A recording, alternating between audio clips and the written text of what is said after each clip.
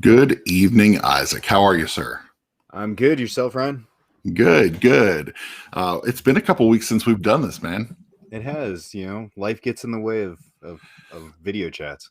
That's right. That's right. So it's been a little while, but I'm excited because we're going to be talking about cooperative games. It's something that I don't know. I think I like it more than the rest of my family likes cooperative games, but it's okay. So I've got people in my life that'll play. So. Yeah, I'm kind of in that same boat. We'll get into the weeds a little bit with it, but you had an intro question for us, I think, right? Yeah, I've got an intro question. So, what team, sport, or activity do you love? Since we're talking about team games, we got a hello right away there from Michael. Nice, Michael. What's up, sir? Michael, what's up? So team activity or sport. Yeah. Excuse me. Team sport or activity. I love to watch football. Mm-hmm. I don't actively play it. I really love playing basketball. But I notice the older I get, the harder it is to play with 21-year-olds. Yeah. That's become tough. One of my favorite group activities that are more kind of game sport related was our last Origins we went to. So in 2019, we got 12 of us together and signed up to do laser tag at Origins. Nice. At the same time.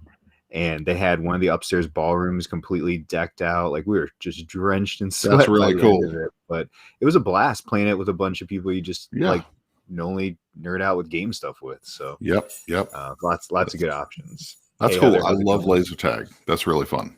So Heather, hello.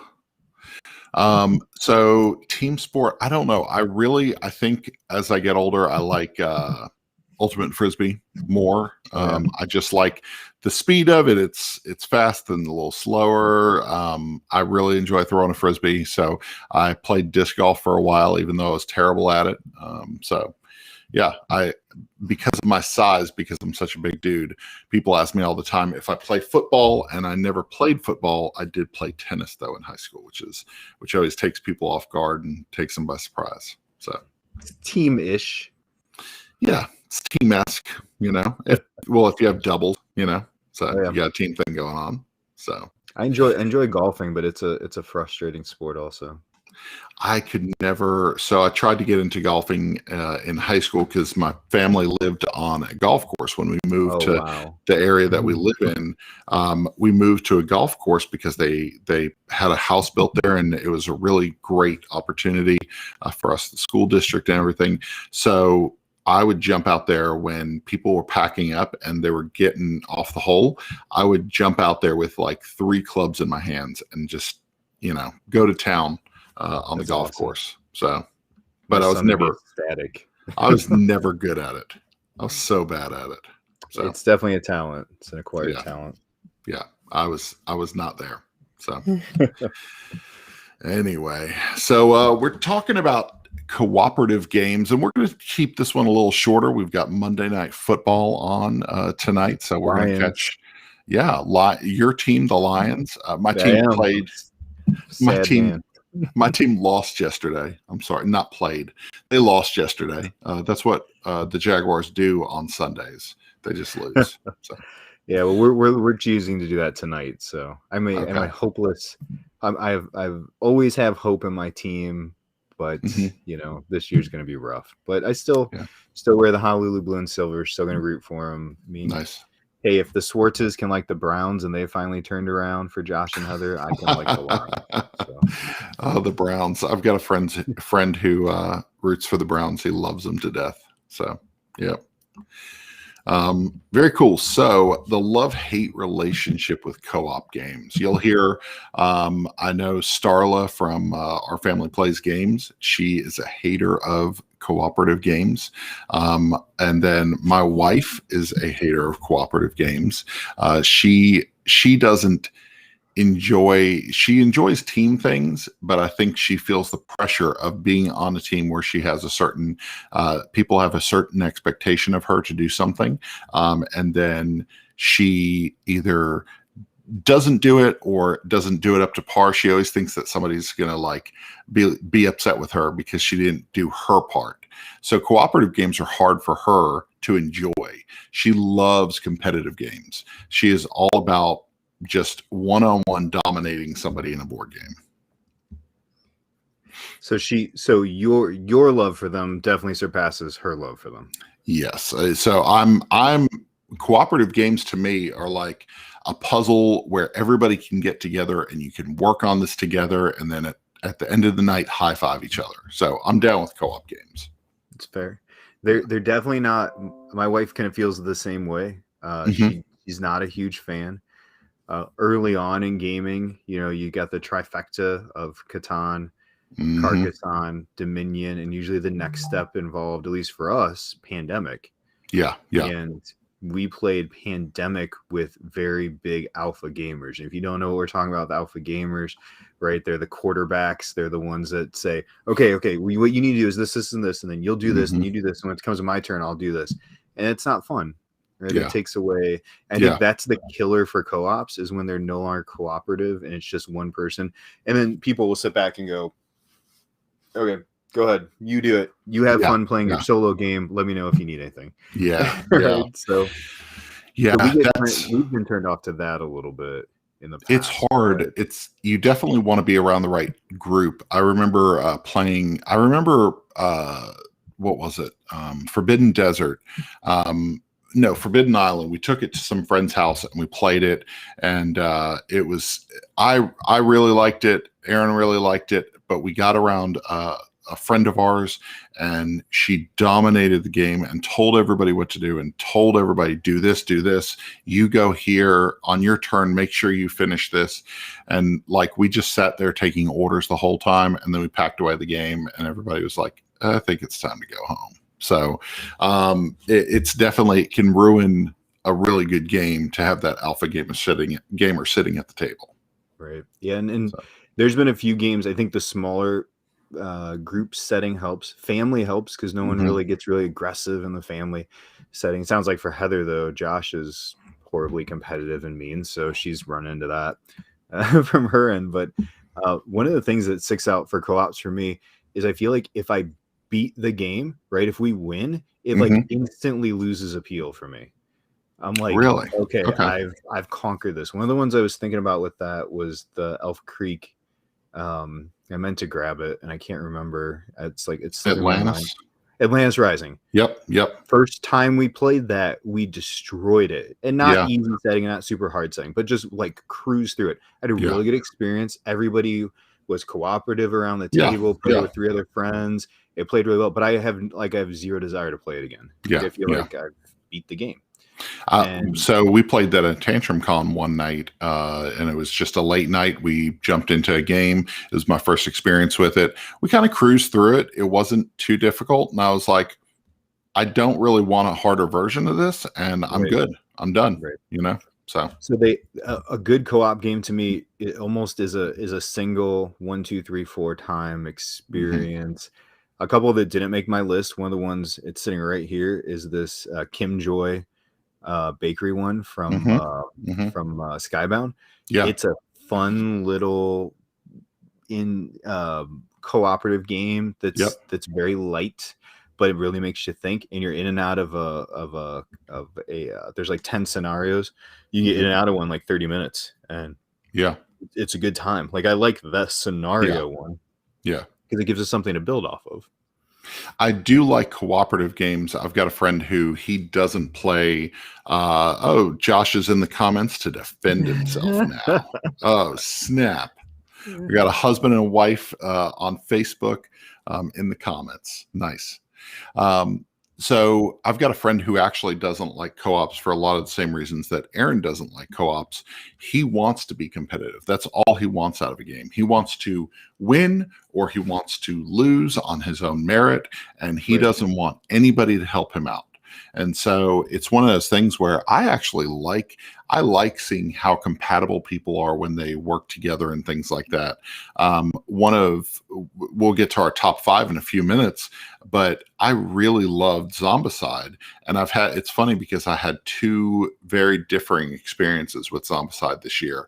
I had the experience with an alpha gamer who literally, a teenager, was telling everybody at the table what to do and how to do it, and including telling people to stop their turns and wait so that he could tell them how to do it. And then I had the experience of somebody running for the exit as soon as the opportunity was there, and then leaving the team behind and someone dying and all of us losing anyway. So it's like they were very different experiences because it took almost an hour for that to come out of both of those people, so for sure. Yeah, we've got you mentioned that we've put together kind of a mini top, right, with top 5 of some co-op games that we really enjoy. Also over on our Facebook page, or Game of Sidekicks, we have some people watching and commenting. Becky said she loves co-op games with her family of her family core of 4. So kind of like we said, if you've got a good dynamic in that family setting, you can have a really good experience with that. Yeah, definitely. I enjoy playing with the 5 of us. I have 3. Me and Aaron have 3 kids. I really enjoy the 5 of us playing co-op. It doesn't happen very often, but it's definitely something that if everybody's on the same page that they all like the game, I really enjoy playing with all of us. I think we're all pretty chill personalities and can enjoy it. And I think Aaron doesn't feel the stress or the tension there with playing with a stranger. You and I are about to go to Origins. Aaron and Bob will be with us. Your son will be with us. And so it's going to be a really fun time, but there's no chance that she'll play a co-op with a stranger at Origins. Not even, doesn't matter. She wouldn't do it. So, doesn't matter what it is. Doesn't matter what it is. And I don't blame her, because it is a little more stressful when you don't know the people sitting around you, So that's fair. Yeah.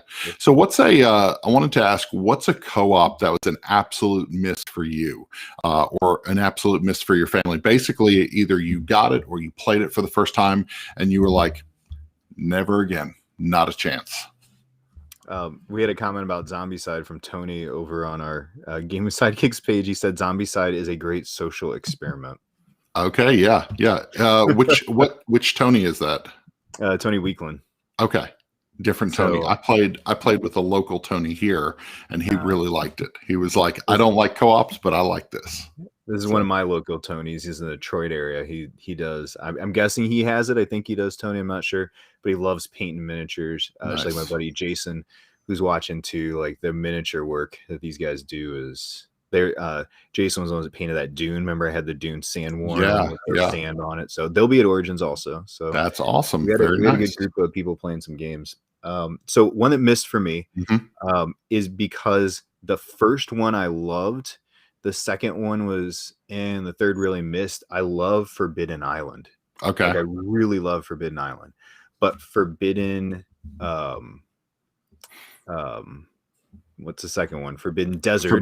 Forbidden Desert. Yeah. And the third one, Forbidden Skies. They just didn't hit for me. Like I played Desert. That's the only one I didn't play. Yeah, I played Desert and Skies once. I'll play Forbidden Island. Like you want to sit down with a newer gamer and play through it. Like I enjoyed the experience of what Forbidden Island is, but those other two just felt more complicated than necessary. So those were 2 that were like one in like, I'm good. I need to play that again. Yeah. We've got a comment from YouTube. While I think we're done with Pandemic, we have had a blast playing Pandemic Legacy with our kids now on season 0 with the 3rd in the trilogy. I actually very much want to play season 0. I have not played Rick and his wife Sarah have played Pandemic Legacy and love it. But I haven't played any of the Legacy ones. So Tony said Zombicide is important because he learned who to not go into the apocalypse with. That's true. That's very true. If they will leave you outside of a building and they will run into a building to go get some weapons for themselves, those are people that I'm not going to trust during the apocalypse. That is right. So. I have to tell you about my apocalypse game sometime that's been rolling around in my head for years. It's okay. Maybe I just need to go on Will It Game and I can, go on Will It Game. We'll have a special, we'll have you pitch the game. Good. We actually, off of there. I can't remember which episode it was, but we actually had somebody else pitch a game because I was so busy leading up to it and I just didn't have anything. So last minute, we had somebody else pitch the game. So I promise I won't sing like Rick did. Oh geez, that's rough. Yeah, it was hard. I had like headphone stereo sound. Yeah. It's not what I expected. The better your sound, the worse it is. So. So what's a miss for you? What's a miss not for me is Magic Maze. So, Magic Maze was I think it was a Spiel winner, I think. Yep, I think so. Yep. Yeah, so it was a Spiel des Jahres winner, and I remember wanting to play it, and it looked cute, and I liked the theme, and I thought it was super cool. I'm like, oh, this cool little these little guys running around, and they're grabbing all their gear from this mall, and I love the style of the game. And so we played it at just a mini sci-fi convention that was in Atlanta, and somebody taught us the game, and we played it. And man, we played it once, and Erin said, "I'll give it another shot." Played it again, and she said, I would never play that game. I couldn't even be paid to play that game again. And so she sat there, and she had brought a book with her, and she started reading her book next to us. And the more that I played it, the more frustrated I got. I think it's fun, but then there's a level of chaos that just is a little unnerving, and I wouldn't want to play that. Like I just don't. I couldn't imagine sitting here chilling in my dining / game room and busting that out and being like, "This will be fun, guys." Everybody'd be like, no chance. And my kids would never play that. No chance. So anyway, so let's get into our top 5 co-op games. We did a little mini top 5 here of games that we really enjoy, and then we'll talk about what we've been playing. So. All right. For sure. We want to go. Do we want to go 5 on down to 1?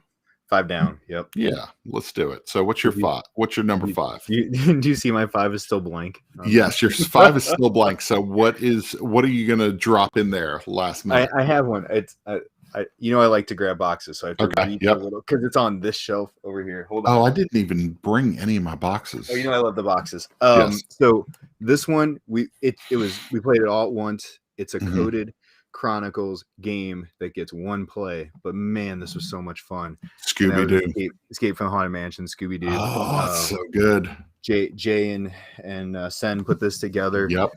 I want to play more coded Chronicle games in like cartoony stuff like this that I love. Yep.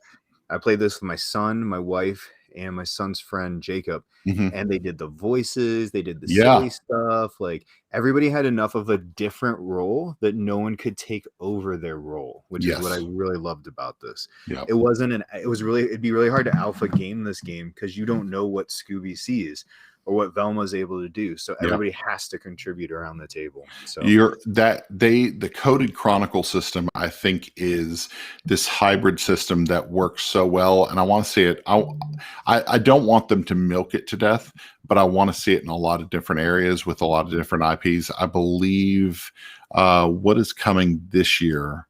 I think they had more of a horror one of something. Yeah, they have a horror one coming. I'm trying to remember what it was. But the Coded Chronicle system works so well. The writing was good. That didn't make my top 5, but I'm glad you put it in yours because if I had remembered, that would have been in my top 5. So it is fantastic. So I put number 5, the game. It's a weird one. I've had really cool experiences with the game because before COVID, we would game at work a lot, and we would take little card games down to the cafeteria and we'd play games. And the game worked really well in that atmosphere. And we only beat the game once. It's basically you've got two rows that start at 1 and 2 rows that start at 100, if I'm remembering correctly. And then you're laying down cards in sequential order, and you're trying to lay down. You have to lay down 2 cards at a time. You lay down in the row that you want to lay down in. It's just really cool to work together on something. And when I remember when we finished it and we actually used all the cards, we couldn't believe it. And we just started yelling. And it was just a great experience. And so I'll always remember the time that we beat the game because it was really, really fun. And the times leading up to it and the times after were still really fun. So there's Jazz. He's helping us out. He knows. So The Shining, that was the horror coded Chronicles that came out last year. It came out, I think, around November because we actually wanted to cover it. We do, just so everybody knows, we do a lot of Halloween coverage. We do a lot of spooky game coverage during the entire month of October, and we actually couldn't get our hands on that one last October. But there's actually another one that's coming out this year from the op. So it's not that one, but The Shining is one. I have not played it though. Keep an eye out. 5 bonus points to whoever figures it out. Yeah, if you, I'm not going to search because that's rude to click clack on this machine while we're trying to talk. So anyway, all right. So what's number 4? Number 4. I realize I don't have any copies of it because once you play it, you pretty much throw it away. And that's the Exit series from Cosmos. Yeah, they're not replayable, right? They're not like what's the other escape ones that are? What is Unlock? Yeah. They're not like the Unlock ones that you can repackage and give it to somebody else. Like Exit games, you've never played them. You're cutting things, you're destroying things. It's arts and crafts meets game meets like there's a lot going on in an Exit game. And my son and I pretty much exclusively, just him and I play them as they've come in. Yeah, it feels just right for 2 players. It feels like more than 2. Might be a little much, but we really enjoyed them. I like the Unlock games, but I have to play them in certain groups. There's a couple that I actually play Unlock games with because they really enjoy that. Aaron doesn't care for it, so me and this couple usually end up playing it. And the kids, I can usually like drag one of the kids into it, but I like the puzzle solving in Unlock. I don't. It's so that series is so hit or miss. I play one and I'm like, oh, this is such a. I remember the first one I played. I remember writing about it and saying how I wish I could brain erase myself with a Men in Black light so that I could play it again and experience it again. And then I played another one and I was like, I would never want to play that again. That was terrible, And so then I completely scrapped and threw away the review. So. Just got rid of it. Yeah, just threw the review away. Jazz says it's Goonies. Is the Goonies? That's what it is. Okay. So.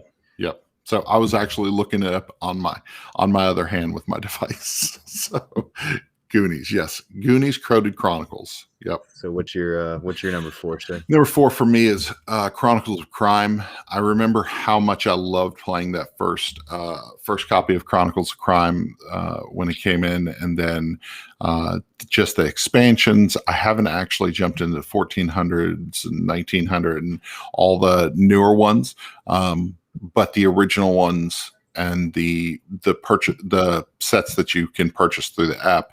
Chronicles of Crime is such a good system. It does a really great job of immersing you into things, and that was actually just the tip of the iceberg for all the work that Lucky Duck is doing now. Lucky Duck is doing such amazing work between technology and games, and Chronicles of Crime was just the beginning of it, and I still love that.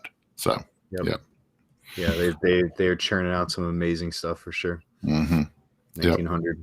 Yep, 1900. I hear it's awesome. So number 3 for me was the experience. Jason talked about it just a few minutes ago, but that's I still keep the box because I just had that's upside down. I had such a good time playing season 1 of Pandemic Legacy. Played this with 2 other friends, my wife and I, and the other couple. It took us probably a year because we didn't play it every time we got together. But we'd play it in spurts. And it made me enjoy Pandemic and the experience of what this opened up, and the oh my gosh, and can you believe this, and this is crazy, and what there's more, right? Like I loved all that, and it was just a fun game. It was fun to play together, and truly just cooperative, right? Through the whole thing. So. That's a game that's a legacy game that I really want to dig into eventually. I don't know when I'll ever get to it. We kind of stalled out with Charterstone. Bob, myself, Aaron, and Kendall were doing Charterstone for a while. Aaron and I did Clank Legacy, and we're toward the end of that, but we kind of stalled out on that during the pandemic. What else do we have? We have like 4 or 5 legacy games, and we finished none of them. So We played with our family Charterstone straight through, the four of us, and it was fun. It was a fun family experience to kind of build. That's a really good one to start with. Oh yeah, it was good. It was a lot of fun. Very cool. So my number 3 is Zombicide. Zombicide is I bought Zombicide. This is how the conversation went. I told Aaron, I said, listen, I wanted to get into Zombicide for a while. It looks like something I would enjoy. Second edition's on Kickstarter. Do you mind if I spend $100 on a board game? And she was like, that's fine. No big deal. And so I'm like, okay, cool. I'm going to do this.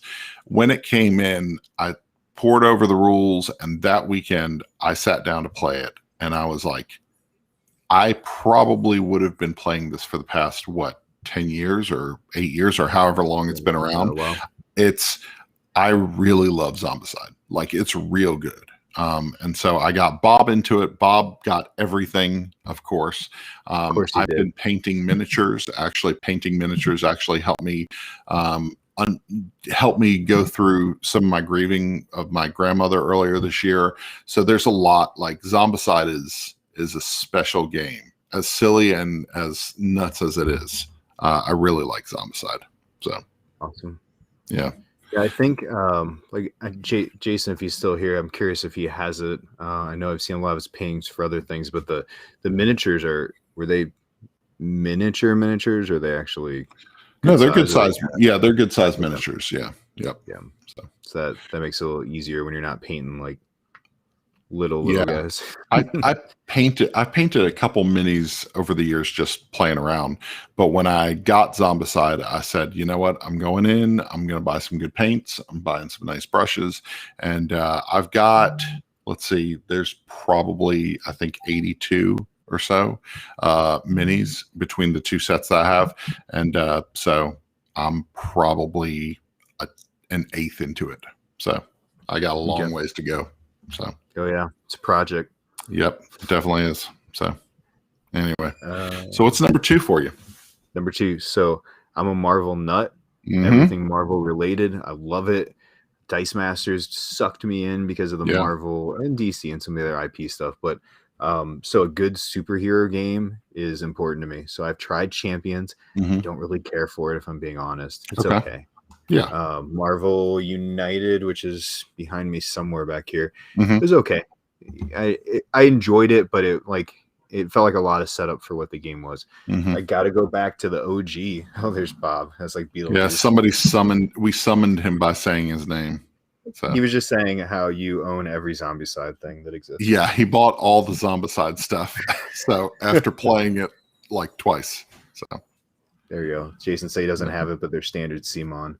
Yep. But yeah, so Marvel, to me, still the OG game is legendary. Like, I love Legendary. I haven't played this in a while, to be very honest. It hasn't come off my shelf recently. My wife is not a cooperative game fan. She's not a Marvel in general, Marvel game fan. Anything with superheroes, she doesn't really like right away.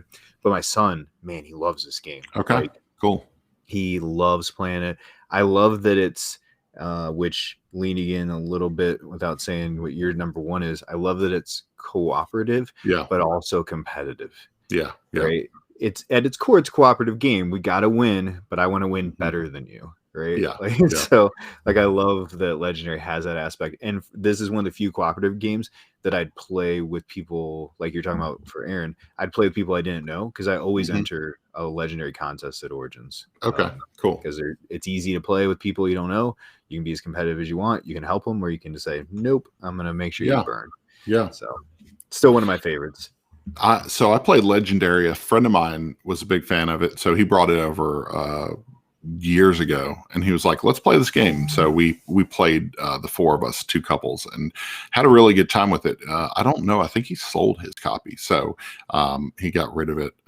He is a parent now, so but yeah, it was really fun when we did play. I think I played it twice, and I enjoyed it. So my number 2 is Horrified. Horrified is not only a great co-op experience, but it's a great game. set collection. You're running around and trying to beat whatever monsters you've chosen. I love that the difficulty is adjustable. I remember the first time I remember looking at the game and being like, we'll just randomly pick. And I picked Frankenstein and His Bride and Mummy and something else. We picked 3. And we wondered why we lost so fast. And then I looked and I was like, oh, we picked the 3 hardest ones. And it actually says, don't play with these in the beginning. So, yeah. So anyway, but Horrified is really, really good. And Horrified American Monsters, which hopefully they'll have at Origins. I'm expecting. Yeah. I'm going to get a copy because I love it. And we do a lot of coverage of spooky games on our channel. So. Perfect for it. Yeah. Legendary has a lot of other Legendary, the Marvel, Alien, Predator. They even have Buffy one. They have, what else do they have? They have tons of expansions. They have, what's that Kurt Russell movie? The China, Big Trouble in Little China. Big Trouble in Little China. Yeah. So. You know which ones? And it's weird how they fluctuate in value, right? They spike. Like they really do. If you can find Legendary Villains, it's been out of print for a while. That's got some high value to I remember when Fantastic Four was out of print and it was super high priced. So yep. Josh said they had it at Gen Con. I saw it. I'm very, very excited. We'll be at Origins in a week and a half. And so hopefully I'll be getting a copy. That would be fantastic. Awesome. So Swartz's, you going to be there? I think they are. I don't know. Josh, okay. Heather, answer that. Let me know. I think they are. Okay. Very cool. I like meeting new people. So we're number one, right? Yeah, number one. I have number one sitting over here. I have like a white, 6-foot table. Yeah, it's on. Like I'm on this half, and the other game takes up the entire half of that table. Okay. I don't know why I picked it up. I don't even know that I can lift this thing without making a mess. I'm gonna try it though. Slide it over. This is one that I bought strictly. Oh yeah, Josh will be there. Perfect. All right. Very cool. I bought into the hype for this one because it was like you get all this stuff for a cheap price, and I said, I gotta have this game. I'm just taking the lid off because the box is too heavy. Yep, Mechs versus Minions. Yep. I can't even fit my face in with this. Yeah. Mechs and Minions is such a fun game. It's the first real good programming game I think I've ever played. Yeah. And I really, really enjoy it. I've enjoyed going through the modules. I love teaching this to new people. That's one cool. of the few painting projects I've taken on because there's 100 of those minions. Yeah. And I just started painting them in similar styles, but trying a wash versus trying this, trying that. And it let me kind of get a feel for what I liked. That's cool. And some different styles. I bought some acrylic paint versus some actual minis paint. Yeah. And it really lets you check it all out. So yeah, that's cool. Very cool. Do you have it? Have you played it? I have not. So I've seen a lot about it. It's funny because it's one of those games that it kind of picks up and people talk about it and then it dies down and then people talk about it again. You see a lot of pictures of it and then it dies down again. So because it's been out for a couple of years. So quite a bit. Yep. And then, so what is this? Big Chip Theory Games announcement tomorrow at 11 Central. So, yeah, Heather and Josh will be there with Chip Theory.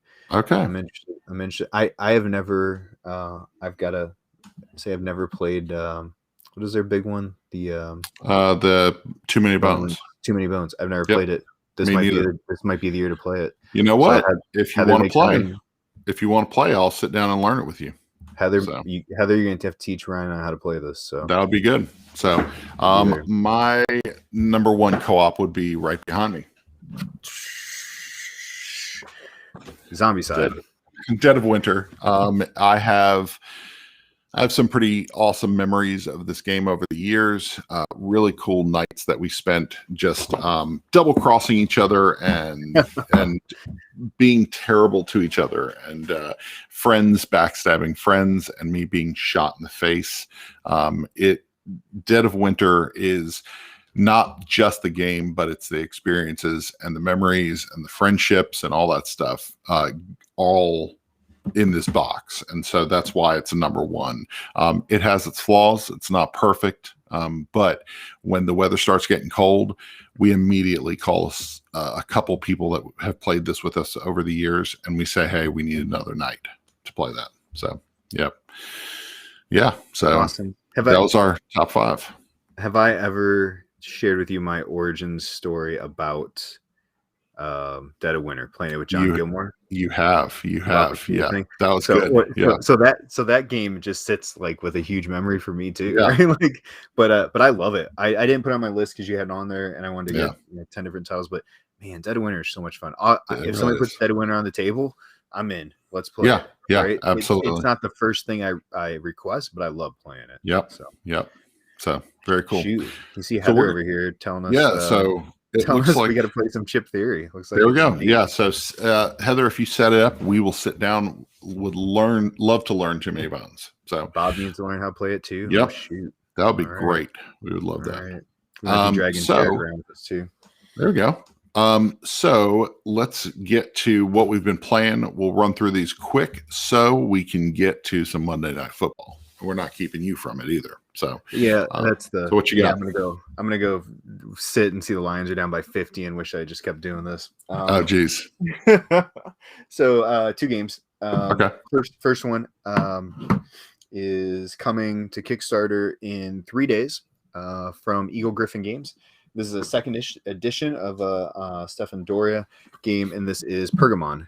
Pergamon is a lightweight Euro.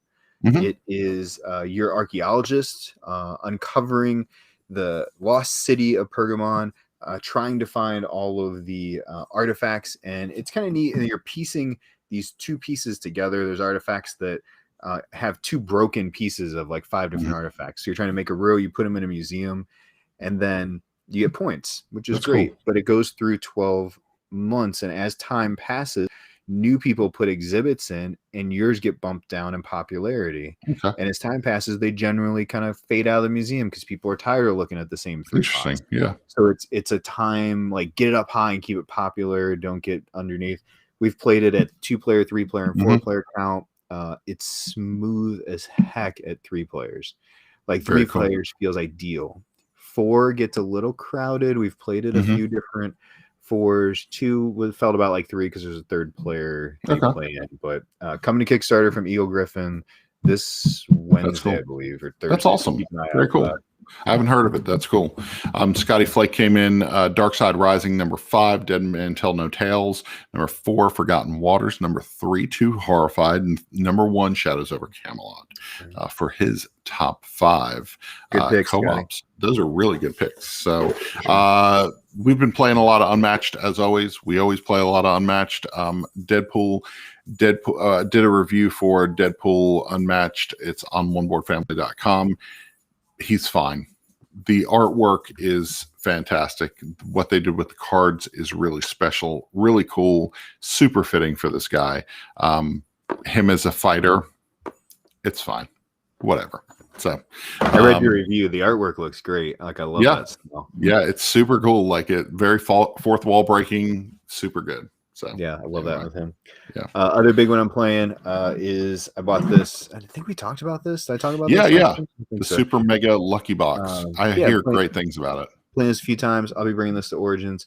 I honestly, I'm thinking of grabbing another copy because it could play like infinite amount of people. This plays 6. You could easily play 12 with 2 copies of this thing. I think we'll probably pick up a copy because it sounds like a game that my dad would play. So it's bingo. It's like gamers bingo. So and I've heard a lot of comparisons to it's the Pandasaurus. Silver and Gold. Yeah. It's not that close. It easily exists, and I'd say this is an easier game for a newer player, so like for a parent, for a non-gamer, than Silver and Gold is, because we play a ton of Silver and Gold as it is, and if this is something that my dad would play, I'd pick up a copy. So. Yeah, I love the style. Like, I love this art style. Yeah, right. That's like, cool. It's fun. It's retro. It's silly. Yeah. Very cool. My last one, I'll save the next one for the next time we're on video. This right here is called Critical Care. I thought it would be a really good fit since we're talking about co-ops. This is actually coming to Kickstarter tomorrow. This is coming to Kickstarter on the 21st. It's called Critical Care. So this was actually developed by a doctor in Boston during the COVID crisis when he was kind of at the height of things. He developed this card game that was all about caring for people in the ICU. This is a crazy cool game. So Amari Akil is involved with this. He's done a lot of the development work with it, and just kind of like refinement. Amari reached out to us to do a preview. This is a great co-op game. It makes you feel like you are in the ICU with the other players. Each person has a patient that they're caring for, along with a diagnosis, and you're trying to treat people with medicine and procedures and things like this. And they're all real world things. So it actually gives you facts about the medicine or facts about the treatment or what the specialist does, all on the card. It is, it's surprisingly good. Like when I saw it, I was like, "Oh, that's really cool. I like the style of it." But how do you simulate being in ICU? There is a tension in this game where you are stressing out because somebody is about to code, and you're like, "Okay, what can we do for this patient? What cards can we work together on and make this happen?" It is really, really, really good. So that's awesome. Yeah, I like a little tension in my co-ops. That's good to know. So I'll be. This is you said really that dropped good. when? It drops tomorrow. So tomorrow, Critical Care. It's going to be on Kickstarter tomorrow. Aaron and I enjoy it so much, we're actually going to do a live stream of it probably next weekend. We have to figure out the timing because work stuff is crazy for her right now. So, yep. But awesome. Next weekend, probably we'll have a live stream for it. So, yeah. Very cool. That'll do it. Very cool. So, where can people find you? I've updated our graphics. Origins in a week and a half. That's right. Yeah. But you can find us at Gaming with Sidekicks for most of our Twitter, Instagram, Facebook, TikTok. I need to do more on TikTok. Maybe I'll just take random videos of Bob at Origins. There you go. So it's lots of different places. That's cool. Mainly at our main site at gamingwithsidekicks.com. That's right. Very cool. We're at One Board Family all over the internet. You can find us Facebook, YouTube, Instagram, Twitter. Subscribe to us on YouTube. We really appreciate it. Our YouTube, we're doing new stuff and trying new stuff. And so I finally got over, I had an eye injury, which kept me from filming new video content, which actually is one of the reasons why we had to back up last week because of my eye injury. So, but yeah, so just, check us out. Gaming with Sidekicks, One Board Family. And if you see us at Origins, if you're coming to Origins, come find us. We want to hang out with you and we want to play board games with you. So we'd really love to do that. We're going to play games, so we'll be hanging out in the halls and the open gaming tables probably most of the time. I'll have some stickers. I've got this really cool first player card that I had made up. So if you find me, ask me for one of those. It's a guaranteed go first in your next game card. That's cool. Made up, so I like it. I have been. I was actually going to play this right here. I have this thing right here that I was going to play. I thought about opening it, but it's yours. It is mine. Somehow my PlayStation got shipped to Alabama. I don't know what happened. Columbus, Georgia. I'm in Georgia. I'm not in Alabama. I'm sorry. It's all good. It's all good. So I have this. Georgia. I'll get this to you somehow. So, well, hey, I know where you'll be in a week and a half. You'll be in Ohio. Exactly. That's right. So, very cool. Okay. Dance in front of TikTok booths or in front of booths. Oh man, that would be so good. So I'd love that. So, very cool. Well, if you're at Origins, we will see you soon, and we're gonna have a really fun time. So until next time, we'll see you at the table. All right. Have a good night, guys. Bye-bye.